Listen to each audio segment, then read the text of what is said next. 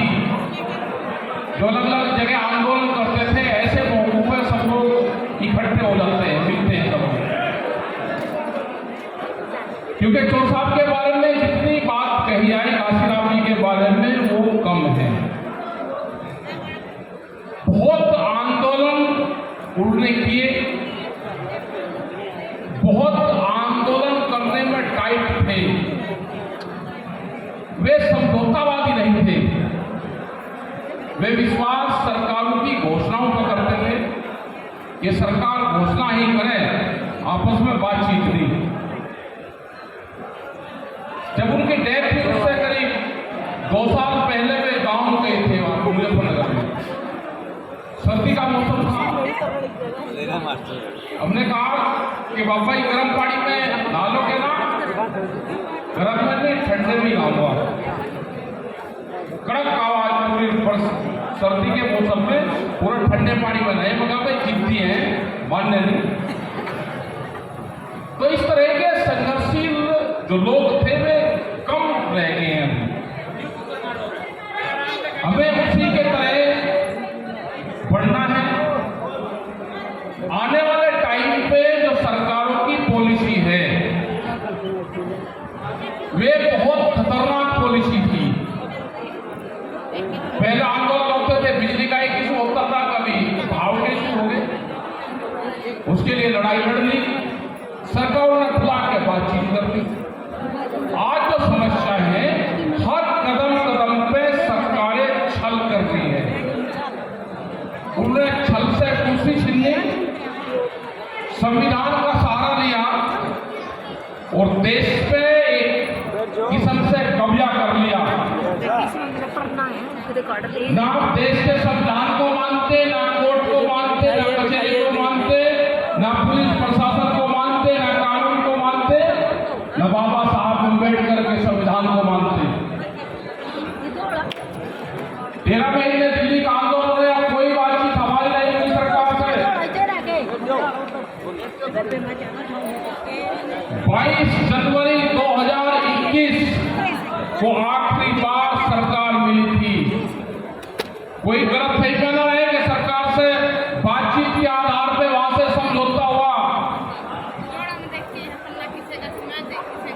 समझौता एक डिजिटल व्याप पर्चे के आदान प्रदान पर समझौता हुआ, और जो समझौता हुआ वो भी बात उन्होंने अब नहीं माननी और अलग अलग कानून लेकर आ रहे हैं। इतने बड़े आंदोलन चलने के बाद में भी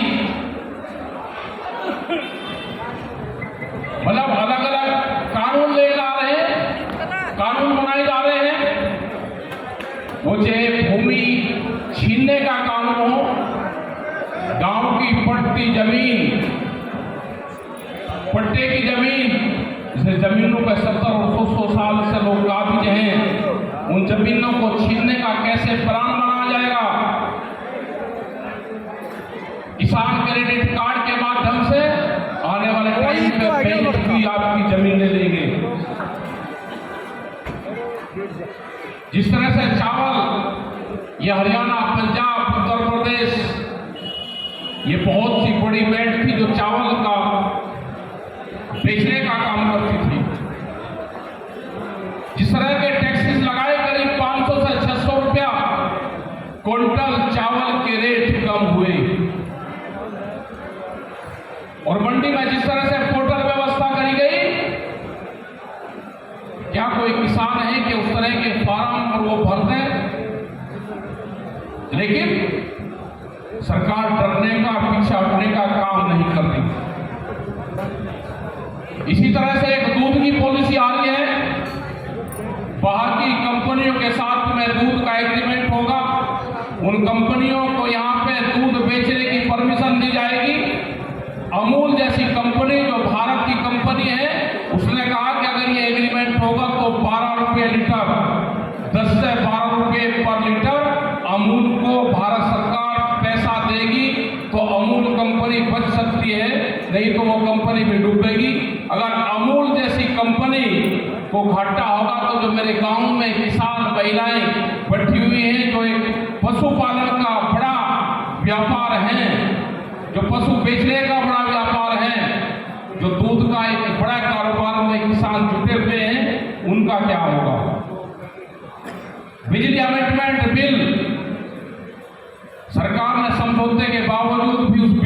महंगाई, देश में कोयले की कमी दिखाई, बिजली के रेट बढ़ाने का काम शुरू कर दिया। क्या एक पॉलिसी है?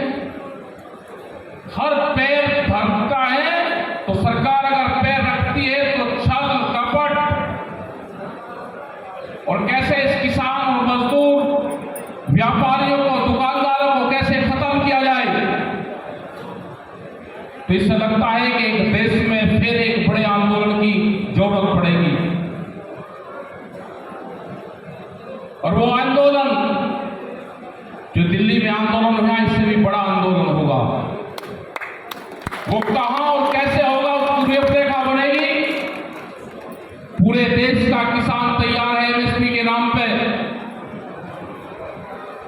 स्वामीनाथन कमेटी के नाम पे जो इन्होंने घोषणा पत्र में कहा, उससे सरकार पीछे हट रही है। वो चाहे गन्ने का भुगतान हो या फसलों के दाम का सवाल हो।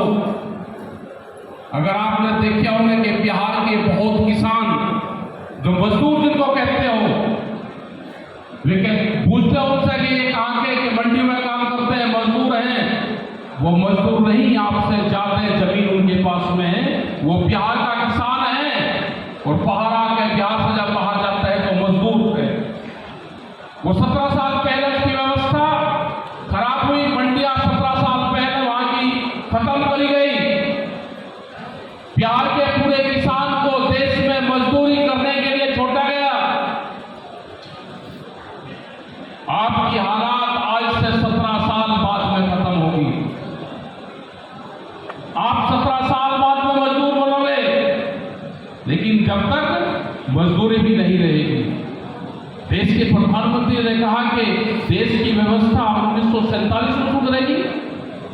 पहले दोगुनी आमदनी की बात 2022 में करते थे और अब कहा कि 47 का टारगेट है कि देश आजाद हुए थे तो 100 साल हो जाएंगे तो उसका जश्न मनाएंगे। जब तक ना किसान बचेगा, ना किसानी बचेगी, ना छोटा दुकानदार बचेगा और ना आपकी ये जमीनें बचेगी। जो मंडियां हैं, इन मंडियों को भी बेचने का काम करा जाना है, यह आपकी नॉलेज में होगा। ये जो खाली मंडियां हैं, इनकी 500 से और 1000 मीटर 2000 मीटर के प्लॉट, इन प्लॉटों को देने का काम किया जाएगा।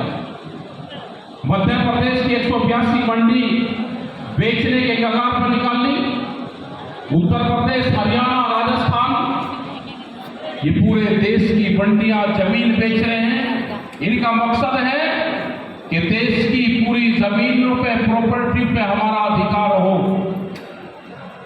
हमको लड़ाई लड़नी पड़ेगी, संघर्ष करने पड़ेंगे, अपने लिए नहीं, आने वाली पीढ़ी के लिए लड़ाई लड़नी पड़ेगी। 35 साल से आपने आंदोलन जेल भरो के किए होंगे, आपने धरने प्रदर्शन किए होंगे, लेकिन उससे भी कड़ी लड़ाई होगी।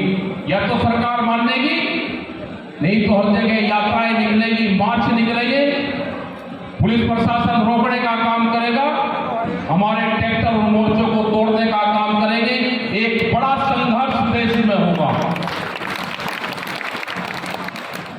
दिल्ली की चारों तरफ भी किल्लेबंदी करनी पड़ेगी हमको।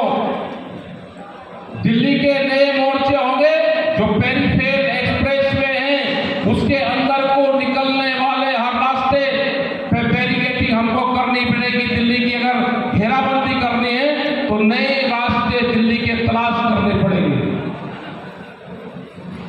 पेरीफेर और केएमपी जो दिल्ली के चारों तरफ को रिंग रोड बनी हुई है, वो एक किस्म से खाइयां हैं वो दिल्ली के मोर्चे लगाने की। उनके पूरे सर्वे हम कर रहे हैं, वहां की पूरी कमेटियां बनेगी। जहां जहां पे दिल्ली के अंदर सड़क जाती है वहां पे मोर्चे लगाने पड़ेंगे हमको। नए मोर्चे पूरे देश भर में खोलने पड़ेंगे, क्योंकि पूरा देश का किसान, नौजवान, मजदूर, दुकानदार, रेहड़ी पटरी वाले लोग, ये सब आपके साथ में रहेंगे। अभी अग्निपथ योजना चल रही तो पहला उसका ट्रायल मुजफ्फरनगर में हो रहा है। क्या मुजफ्फरनगर की जमीन पूरा ट्रायल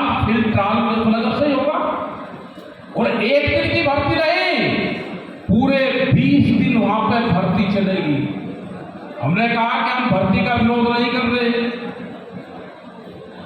भर्ती हो 4 साल की होगी, आप 2 साल की भी दोगे तो बेरोजगारी का नाम महात्मा गांधी वे 2 साल की भी नौकरी करेंगे। 7 से 8 और 10-10, 12-12 हजार बच्चे एक दिन में वहां पर जाएंगे। हमने उनकी तैयारी करी है कि बच्चे जुलूस आएंगे, उनके खाने का उनकी व्यवस्था बहुत जगह का पूरे मुजफ्फरनगर के लोग, और वो भर्ती उसी मैदान में होगी जिस मैदान में आपकी पंचायत हुई थी। लेकिन लोगों ने वहां की तैयारी की है।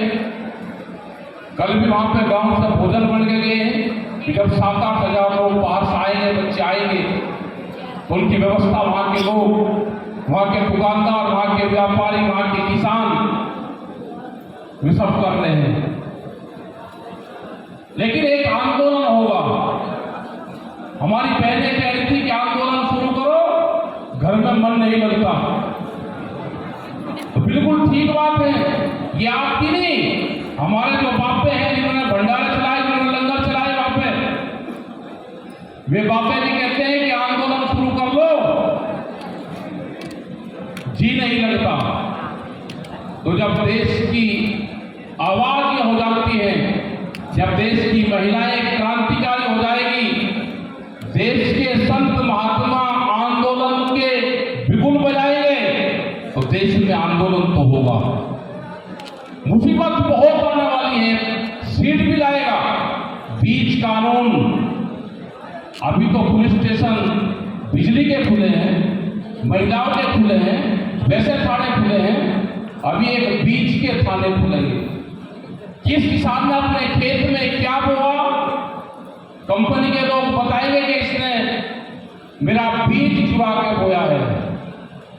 किसान के खिलाफ मुकदमा और जुर्माना दोनों होगा, उसमें सजा और जुर्माना दोनों है जो बीज कानून आने वाला है। तो क्या किसान बच जाएगा? किसान को संघर्ष के रास्ते पर जाना होगा।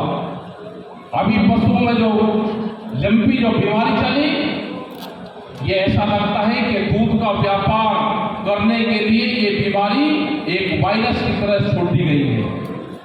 जैसे खरपतवार को खत्म करने के लिए उसकी अलग अलग खरपतवार की अलग अलग दवाइयां हैं, ऐसे ही गाय को खत्म करने के लिए ये एक वायरस था जो गाय में ही गया है, और हमारी लाखों गाय मारी गई। इस गाय के नाम पे ये चुन के आए हैं, वे गाय सड़कों पर पड़ी हुई है, उस बीमारी का कोई इलाज नहीं है। तो क्या ये तो नहीं है सरकार की पॉलिसी कि देश में दूध की कम पैदावार हो और हम बाहर की कंपनियों को दूध का एग्रीमेंट करें? ये भी लगता है। एक गांव यहां पे चिट्टे लेकर आए, 8 दिन तक किसी प्रेस के लोगों को दूसरा कोई रास्ता नहीं पाया। लेकिन प्रेस की भी मजबूरी है, जो उसमें बोलने वाले हैं वे नौकरी पे हैं, लेकिन उन चैनल का मालिक तो कोई और है। और जब तक इन आप चैनलों को जो किसान को नहीं दिखा सकते, यह अभियान भी चलाओ, जो हमको नहीं दिखा सकते, जो किसान की प्रॉब्लम को नहीं दिखा सकते, उन चैनलों का भी बहिष्कार कर लो। हम पूरा दिन घर पे चैनल चलते हैं, इसमें ये सीरियल चल रहा है, ये चल रहे हैं, जब हमारे नाम की कोई खबर ही नहीं, इनको भी लोगों को कटवाने का भी काम कर लो थोड़े दिन। इनको अगर बंद हो जाएंगे, ये आर्थिक रूप से मारने पड़ेंगे, आर्थिक रूप से। हमको खर्चे कम करके ही आमदनी हमारी बढ़ेगी। जब तक हम अपने खर्चे कम नहीं करेंगे तो हमारी आमदनी नहीं बढ़ेगी। कोल्ड ड्रिंक पीने का हम काम करते हैं, क्या किसी कंपनी की है? क्या आप उसके मालिक को जानते हो? अगर नहीं जानते तो क्या उसमें पड़ा हुआ है, किस पेड़ पौधे किस फसल से बढ़ने हैं, आप उसको जानते हो? लेकिन नहीं जानते, फिर भी उसका इस्तेमाल है। अगर आप दूध का इस्तेमाल करोगे तो दूध के किसान की आमदनी बढ़ेगी, उस गांव में बैठे मजदूर और हमारी बहनों की आमदनी बढ़ेगी। और कोल्ड ड्रिंक का इस्तेमाल करोगे तो अमेरिका में बैठे हुए कंपनी की आमदनी बढ़ेगी। इन चीजों पर खास करके किसान संगठन के लोग हैं, क्योंकि जब घासीराम जी टिकैत साहब थे, इनके खिलाफ जब मेडिकल ड्राफ्ट आया, उस टाइम पे ये बैन हुआ था कि हम कोल्ड ड्रिंक इनका बहिष्कार करेंगे। हमने तो 22 साल से नहीं पी, लेकिन हम आज भी किसी के घर पर जाते हैं तो कोल्ड ड्रिंक सबसे पहले आती है। आप या तो दूध पिलाने का काम करो, या छाछ पिलाने का काम करो, या नींबू पानी दे दो, लेकिन इन चीजों से थोड़ा थोड़ा पीछे हटने का काम करोगे तो कंपनियों की कमर टूटेगी, तो ये गांव आबाद होंगे। आप फल फ्रूट दे दो, आप दूध दे दो, लस्सी दे दो, नींबू पानी दे दो, इन चीजों का आप काम करें। आपस के झगड़े हमको कम करने पड़ेंगे, उनके फैसले करवाने पड़ेंगे, उससे भी आमदनी कम होगी। और जिस घर में वकील और हकीम घुस जाता है, जिस घर में वकील और हकीम का आना जाना हो जाएगा, उस घर का विनाश होगा। वकील का मतलब है मुकदमे और हकीम का मतलब है बीमारी। तो इन सब चीजों से भी आपको दूर रहना होगा। हमको खान पीन हमारे ठीक नहीं रही। सही बात है। हम अनाज खाने में तो एक ही चीज पाएंगे कि गेहूं का इस्तेमाल करते हैं। आप उसके साथ में बाजरा, मक्का, चना, जौ, जवार, इन चीजों का भी इस्तेमाल अपने खाने में करो, तो बाजरे के किसान और चने के किसान की भी आमदनी बढ़ेगी। लेकिन अब जब उसको खाओगे ही नहीं तो आमदनी कैसे बढ़ेगी? आप फल फ्रूट का इस्तेमाल करोगे तो हमारे किन्नू के किसान को भी फायदा होगा, उसका अगर जूस पियोगे तो उसकी भी आमदनी बढ़ेगी। हमको इन चीजों पर भी ध्यान देना है। किसान संगठन में अगर हो, और खास करके जो पदाधिकारी हैं, पहले जिसके पास में कोई पद मिल गया, वो कोल्ड ड्रिंक और इन चीजों का अपने घर में भी बैन करो, क्योंकि लड़ाई बड़े जालिम से है, तानाशाहों से लड़ाई है। पूरी दुनिया का दूसरा तानाशाह हिंदुस्तान में पैदा हो गया है। लड़ाई कोरिया में किंगडम, दूसरा किंगडम हिंदुस्तान में है। लड़ाई उससे है, लड़ाई बड़े बादशाह से है। संघर्ष कैडा करना पड़ेगा। आने वाले टाइम पे आंदोलन भी बढ़ेंगे, संघर्ष भी बढ़ेंगे, मुकदमे भी बढ़ेंगे, जेलें भी बढ़ेगी। ये सारी चीजें आने वाले टाइम पे बढ़ेंगे, लेकिन अमर होकर कोई नहीं आया। हमको ताकत के साथ में तानाशाह का मुकाबला करना होगा। उसके लिए आप तैयार रहें। आंदोलन कब कहां होगा उसको बताएंगे।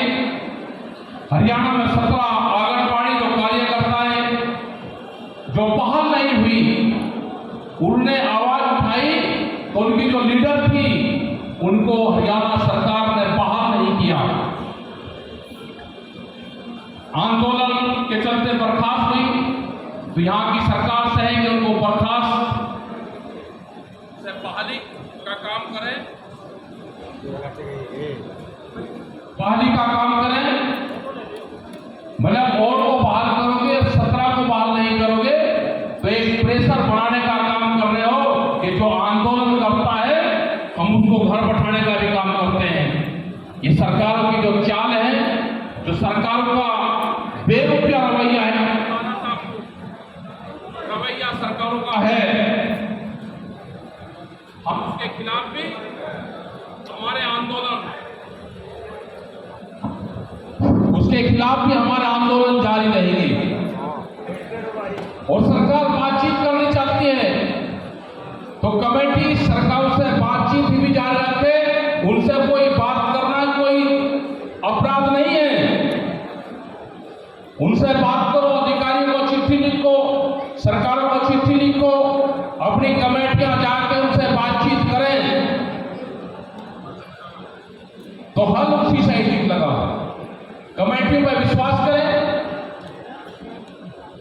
बातचीत का रास्ता निकाल लें। और जो यहां पर प्रस्ताव हुए हैं आज जो घासीराम जी के पुण्यतिथि पे, वो चाहे मंडी के हो, वो पुराने ट्रैक्टर के हो, क्योंकि मसले बहुत हैं।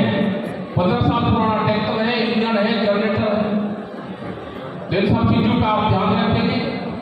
आपने बहुत सुबह से ये प्रोग्राम शुरू किया और अब तक ये प्रोग्राम चल रहा है। आप लोग शांति से बैठे हुए, मौसम भी ठीक रहा है, बारिश तो कम है पूरे विश्व में, तो आपका